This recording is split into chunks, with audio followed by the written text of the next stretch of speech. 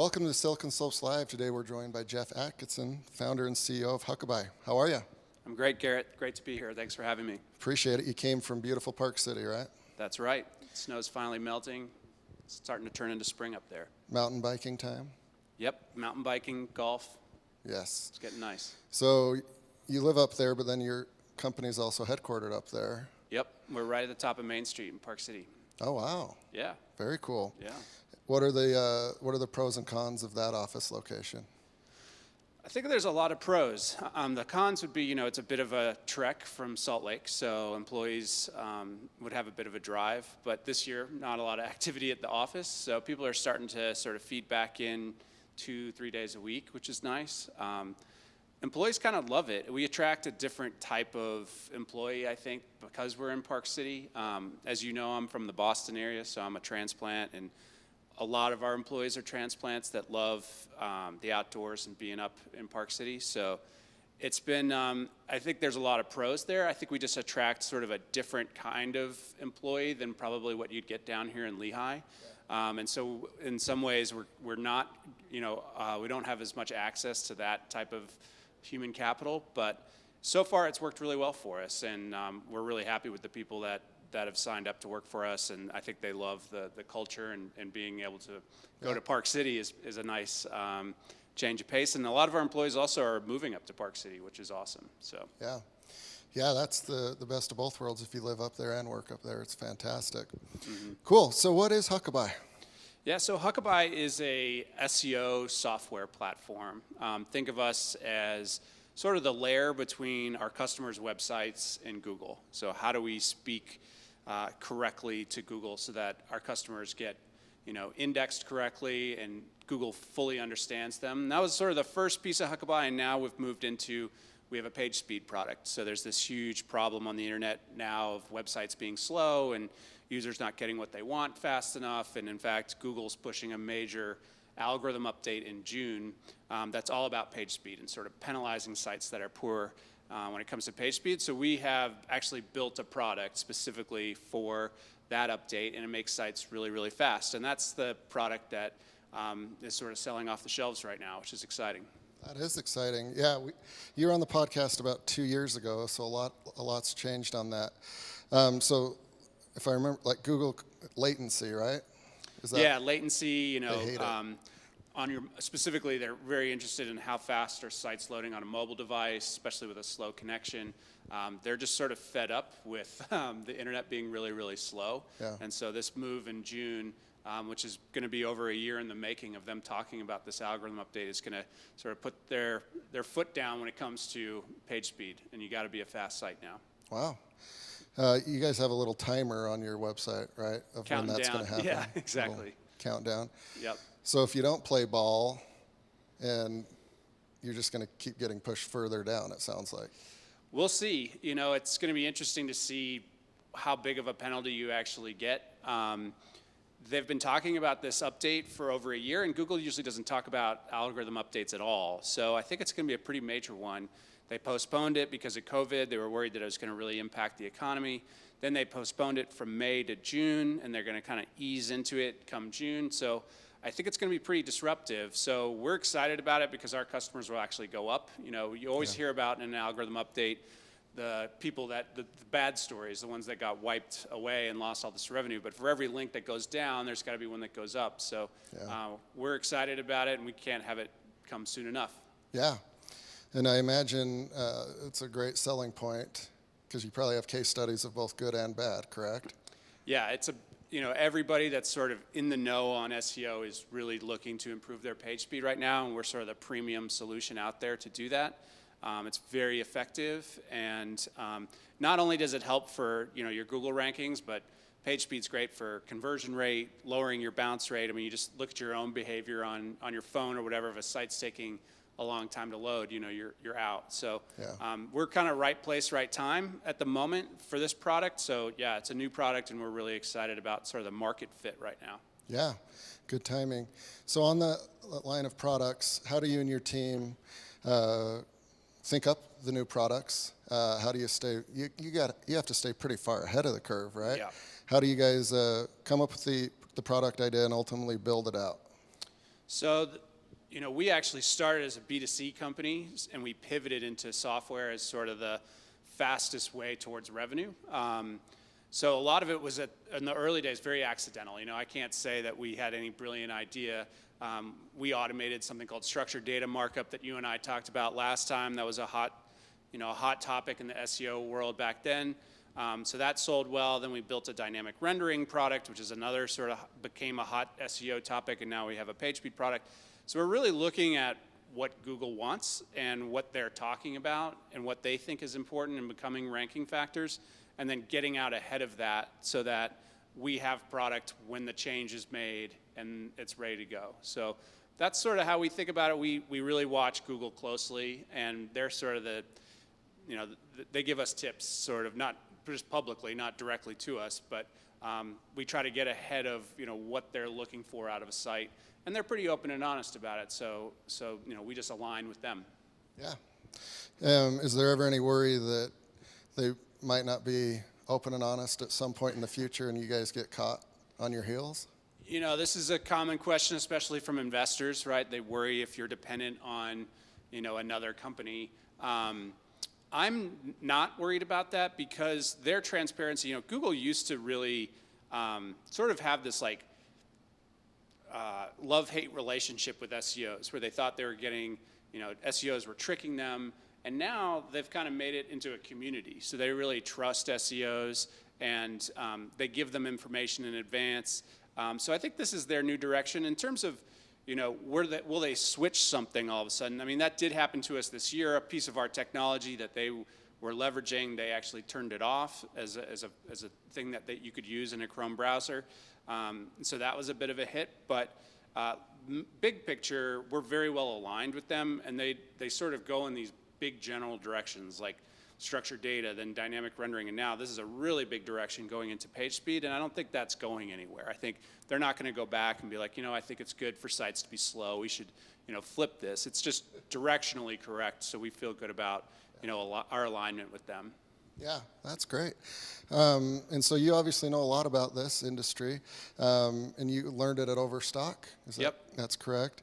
Kind of give a quick story of how you learned it all on the job with Overstock, and then at what point were you confident enough that you figured you could do it on your own and build a company? Yeah, so I started at Overstock in 2005, which will make me sound a bit old here, but I started there right out of college. Was fortunate to kind of put some numbers up on the scoreboard early, as I was on the bottom rung, and the CEO and founder, Patrick Byrne, who's a really interesting character, he kind of took me under his wing. I eventually became the SVP of marketing there. We had a great SEO story of going from a channel of zero that we had never even heard of to a channel of like $300 million in 3 or 4 years. And we just threw so many resources at it. I mean, imagine a company that has 40 people working just on SEO, half of them being developers. I mean, that just doesn't happen at really many companies at all unless you're that big. And so we tried everything, so you learn by trying. And in these days, they weren't telling you these tips like page speed's important and stuff. You had to figure it out on your own. So it was just on the front lines, learning SEO with a very smart team. I had a great sort of SEO mentor and this guy named Paul Bremer, and he taught me a ton. And then, in terms of like the entrepreneurial, there's Overstock right there, all right. In terms of the entrepreneurial side of it, I always knew I wanted to do my own thing, but I knew what I didn't know, and that was, I needed to sort of get big company experience, and being sort of attached at the hip with the CEO there, just saw how it was done. And then after that experience, I was ready to go. So now it's been about 5-6 years of doing Huckabuy. Feel like I have the skill set, and yeah, let's go. Yeah, and so you 40, how many employees do you guys have? We're just under 20 employees. 20 employees. Yep. And a mix of engineers and biz dev. Like, what are you focused on as far as employees now? So we are, yes, a lot of developers. Sort of our groups are product, and product is new product development as well as support and onboarding. Then we have marketing and sales, and that's the revenue team. So it's a really simple structure, product and revenue. Those are sort of the two sides. CTO manages product, and I manage revenue. Revenue, we've done a bit of a pivot into a really product-led growth strategy, so less on this like heavy sales side, much more about marketing, and that's my background. So that's really been strong. We've had an amazing couple years in terms of marketing and leads that are coming in. It's just almost overwhelming. So that's sort of the breakdown of how we hire. Got it. So you said overwhelming, like marketing's going good. You've got to factor in like the inputs, which is new customers and leads, and not hire too many people. How much of your time as the CEO do you kind of spend on strategy as it relates to like the balance sheet and P&L and stuff? A decent amount of time. I think my focus really after our last fundraise, which we did a seed round, has been really on the revenue line and the revenue team. It's nice to kind of, we watch our burn and we make sure we have made some adjustments in the last year to be more cash sensitive. But those are often, board conversations, and that's not really my background as much. So I rely heavily on our board and our, VP of Finance to handle those sorts of, ultimately the decision's mine, but they help me a lot with it. Yeah, we were talking beforehand that with software or anything really, but in this instance, software, when you buy something new, for example, we're a small nonprofit. If the onboarding process doesn't go well, almost inevitably we don't end up using it. Mm-hmm. How is your guys' onboarding process from, somebody pings you and says, hey, this seems like a pretty good deal, I'm interested, demo, they sign up. What is your onboarding process like after that? So our onboarding has changed a lot this year because we started doing a free trial of this page speed technology. And so it used to be, they're paying, so there's this real high motivation to get implemented really quickly. Now it's a lot more volume. So we have a lot of onboardings happening each month. It's owned by the product team. And the goal really is to just get someone live as fast as possible. Ours isn't a usage product. It's just get it live and then watch the results and see how it's doing. So that's the goal for us, is how many days can we go, how short of a time period can we go from, they've signed a contract to they're live and experiencing the results. And because it's a new sort of pivot for us with this product-led growth and the free trial and stuff, we're learning as we go. I can't say that we're experts at it at all yet, but it's been like 3 months and the learning curve is really fast, and I think we're getting a lot better at it. There's just room for improvement for us. We're kind of, it's been less than 6 months since we've been onboarding people this way, so we're learning like every day right now. Yeah, it's the fun time. Yeah. What is the scope of your customer base? Is it a bunch of big ones, small ones, medium, everything in between? Yeah, incredibly diverse, from the Salesforces and Vivint's of the world to nonprofits to we have a lot of e-commerce, a lot of software. Because we're sort of a marketing-driven revenue side of things, inbound is just the nature of it is very diverse. You're not going out and picking who you're selling to. So it's an incredibly diverse. What's nice is that who we sell to is almost every company needs more organic search traffic or faster page speed, whatever it is. So it's a really across the board, probably about as diverse as you'll see from a customer base of any software company. Yeah, cool. And is there a difference between these bigger enterprises and smaller startups as far as services? Yeah, I mean, the price ranges, the product ranges. I'd say, for enterprise, they just get a tremendous amount of value because at Salesforce, for example, their site's going to be slow just given the business requirements that are put on it. Their site's going to be hard for a search engine to understand. So we really move the needle a lot for enterprise. Google only cares about sites that have a certain, what they call domain authority. So if it's a really small customer, they're not going to see as much of an effect. Not that our product's not doing its thing, it's just that Google's not as interested in their site. So we kind of do mid-market and up. We're getting closer to the freemium model for some smaller businesses, but yeah, it's typically sort of mid-market and up. Gotcha. All right, so you hit on it a little bit. You've got a board, and that usually means you've got investment. What's that process like for any prospective entrepreneurs out there to raise money and interact with a board on strategy and things like that? Yeah, I'd say it's, you probably had other speakers say this as well, but it takes a lot more time than you think it would. I think our last round took me about a year to do. So you'd hope that it'd be a fast process, but even after, you've gone through the pitch and sort of due diligence, it's still just, it ends up dragging on a lot longer than you'd think. My advice is find someone that you really trust and enjoy. And I did that with Diogo, who you know at Album. He's someone that we've known each other now for probably 4 or 5 years. I trust him. I like him a lot. He's been an incredible, they led the round. And then just find someone that you really trust and they have real interests. And then, it usually comes together once you have that lead investor relatively quickly at that point, but it takes a long time. And you do have to kind of push the agenda yourself as a CEO. It's not going to just come right to you. So, making sure you're on top of it and pushing towards that close is really important. And then afterwards, we're fortunate. We have a great third board member. We have a very simple board in Diogo and myself and a guy named Robson, who's the CMO of a huge software company called OutSystems. He was also the CMO of New Relic and Concur and all these great businesses. So he's been a real, on the business side, sort of guiding light for me and a mentor. And then, Diogo's just a phenomenal VC guy that I really enjoy. And so we have a great, fortunately, a very great board. I've witnessed companies that don't, and it can really cause problems.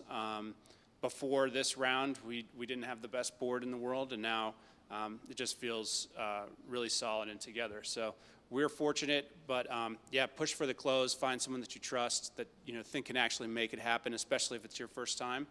And take it from there. Yeah, and plan on a little longer than what you thought. Definitely. So you mentioned you had a mentor in Patrick over at Overstock, kind of a lucky break there. Mm-hmm. And so you saw how he operated as a leader. What did you learn from him, and what have you applied now that you're CEO?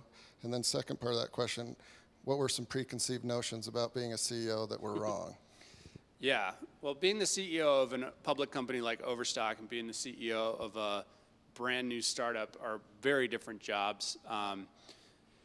What I learned from him, it's funny, I'll always say, Patrick used to say blah, blah, blah, blah, blah, and now our CTO, and you just have to say that, Jeff. You gotta stop saying that.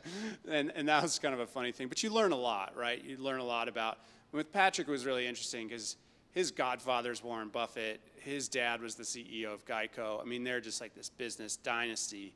And so there was a lot of high-level business stuff that I learned from him. I think the most important thing I learned from him is just, the importance of growing that revenue line. And that's kind of all that matters at the end of the day. And just this sort of maniacal vision to keep growing. He was really good at that. And made some really big moves that paid off, and you have to be aggressive to have that type of growth. So, we're a couple $1 million startup. That's $1.5 billion company. So, kind of different scale, but those are the big things, the business lessons from his dad and Buffett and him, and then that sort of really aggressive pursuit of revenue. The difference between the first thing you notice is it's just not glamorous at all. Even from the outside looking at Patrick, it might be, but because that's a much bigger company. So, you get to the stage of a Ryan Smith or a Patrick or a Josh James, it's a different job than the job of a startup CEO. Startup CEO, you're putting furniture together at the beginning. You're paying people out of your own bank account. So the job of a real startup CEO, I think, is you have to. It's kind of a job of endurance in a lot of ways. You're fighting for every dollar and every month that goes by that your startup's doing well or growing and in business. So they're just much different jobs. Yeah, the buck stops with you for sure. Yep. If there's a squabble, you Yep. are the mediator, and I guess if furniture needs to get put together, you're the guy there as well. Yep. All right, cool. So you guys, weathered the last year really nicely, and how do you guys look at the future? Do you guys do long-term planning, short-term planning? Is there like a methodology that you guys follow for planning your next wave of success? Right now is really about getting momentum heading into a Series A. So that's kind of how we think of 2021 is how many good months can we put in the books to have a really great story for our Series A. So it's very growth focused right now. Obviously, we pivoted just a few months ago on sort of our sales strategy, which was a big move for us and it was sort of a board decision. But that's sort of the focus right now is how do we take this product-led growth and the momentum that we're experiencing right now and keep it rolling, and then how do we go from booking a ton of trials to actually capturing all of that revenue. So it's an interesting time at Huckabuy right now. It's really exciting. We're learning a lot. And the momentum at this moment is just phenomenal. So I'm thrilled about that. That's great to hear. So I ask every Park City company this question. So if it snows and it's a really good powder day, what happens when everyone has the sniffles that day and calls in sick? Yeah, it's strange how those things happen at the same time. But no, I'm a skier. I spent a year on the U.S. ski team. I skied in college, so I would be a hypocrite if I'm out there and the rest of the team can't be. I think it's actually really healthy for the team to take breaks and do that sort of stuff. I mean, they always seem to come back much more productive. So, yeah, we're very amenable when it comes to those things. You got the weather report. You might anticipate what's going to happen. Yeah. So how's your skiing now that you're a little bit older versus when you were that good? Yeah, not even close. Now it's just for enjoyment. Going with my wife. Yeah, it's a different game. Some of the similar, people that I raced with, they've kind of kept it up, or they've gone into the coaching realm, sort of a common path. So they're doing a lot better in terms of their ski career than I am. Obviously, I took a different path than being a ski coach. Yeah, absolutely. Well, thank you so much for taking the time to join us, and I think this is a fun and interesting story. And doing some research for this event, I learned a lot just from your website. So your website, for what it's worth, is way informative and really well done. Thank you. Yeah, it's been a big focus this year, and yeah, thanks, Garrett. It's great to be here.